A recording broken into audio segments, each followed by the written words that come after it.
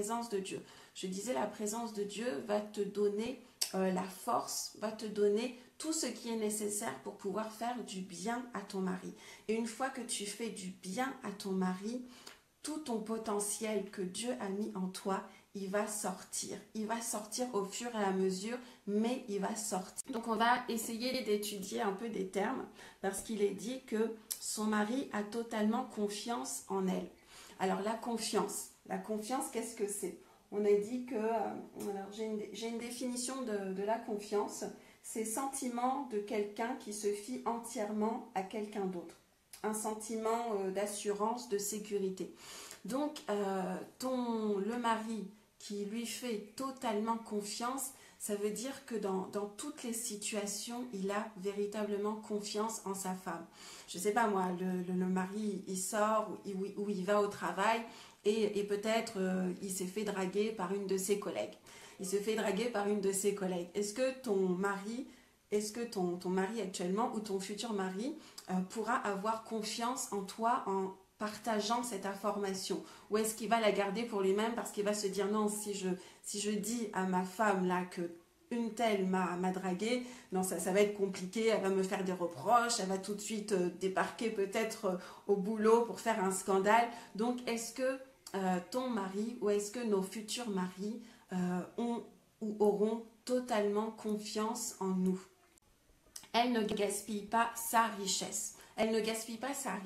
Donc, j'ai cherché quelques synonymes de gaspiller. Quelques synonymes, donc on dit que gaspiller, c'est jeter, dilapider, gâcher.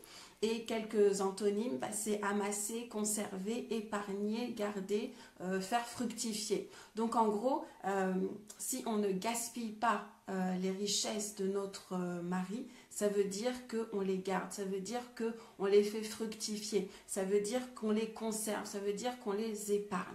Et qu'est-ce que la richesse? Parce qu'on pense que la richesse, c'est uniquement, je ne sais pas moi, les biens mobiliers, les biens immobiliers, voilà, les voitures, l'argent, le salaire. Mais la richesse, c'est bien plus que ça, parce que c'est Dieu qui nous parle de richesse. Et donc, un homme, sa richesse, ça va être aussi sa paix, ça va être sa joie, ça va être la crainte qu'il a pour l'Éternel. La richesse, ça va être son potentiel, ça va être ses capacités, ses dons, ses talents. La richesse, c'est tout ça. Et donc, tout ça, on doit pas la gaspiller, mais on doit la faire fructifier. Donc, si nous voulons être cette femme courageuse qui se déploie, mais d'une façon extraordinaire, la clé, c'est de faire du bien à notre mari tous les jours de nos vies. Tous les jours, nous devons faire du bien à notre mari et jamais du mal. Et donc, pour pouvoir avoir la capacité de faire du bien tous les jours à son mari, il va falloir développer notre intimité avec Dieu en tant que femme tous les jours de notre vie. Au fait, pour une femme, l'intimité avec Dieu n'est pas négociable. Une femme ne peut pas jouer avec son intimité avec Dieu. Pourquoi? Parce que de notre intimité avec Dieu va découler les bénédictions qu'on va pouvoir apporter aux autres, à notre prochain. Et le premier qui est notre prochain, ça va être notre mari dans le mariage.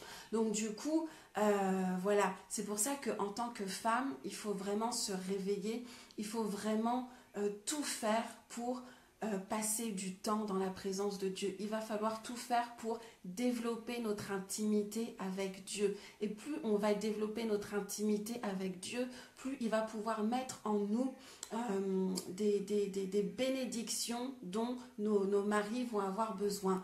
Alors, la femme par exemple, qui ne connaît pas Dieu, qui n'a pas d'intimité avec Dieu, mais par la grâce de Dieu, elle arrive quand même à faire du bien à son mari.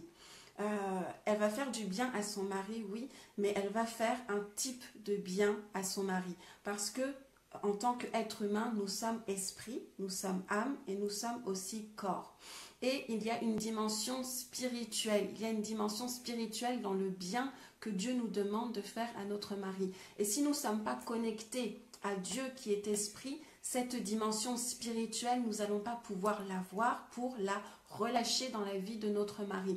Donc, les plus grands niveaux de bénédiction se trouvent dans la présence de Dieu. Les plus gros niveaux de bénédiction se trouvent dans la présence de Dieu. Et qui va en profiter? Ce sont les femmes qui sont connectées à leur Dieu. Ce sont les femmes qui sont connectées à la parole de Dieu. Ce sont les femmes qui développent une intimité avec le Saint-Esprit. Quand les femmes sont venues pour pouvoir mettre du parfum sur le corps de notre Seigneur, ça avait été déjà fait par Marie. Mais comment elle a su qu'elle était en train de préparer au final notre Seigneur Jésus? Elle l'a su parce qu'elle était dans la présence de Dieu. Elle l'a su parce qu'elle demeurait au pied du Seigneur. Et il y a des choses que nous allons pouvoir capter uniquement si nous sommes dans la présence de Dieu. Il y a des choses que nous devons faire, des actes que nous devons poser et nous allons pouvoir le faire uniquement si nous sommes connectés à Dieu. Dans chaque environnement où Dieu nous a placés, nous avons du bon fruit à manifester. Et plus on va donc bénir notre mari, plus on va être féconde, plus on va être productive, et cela dans chaque environnement où Dieu nous a placés pour sa seule gloire.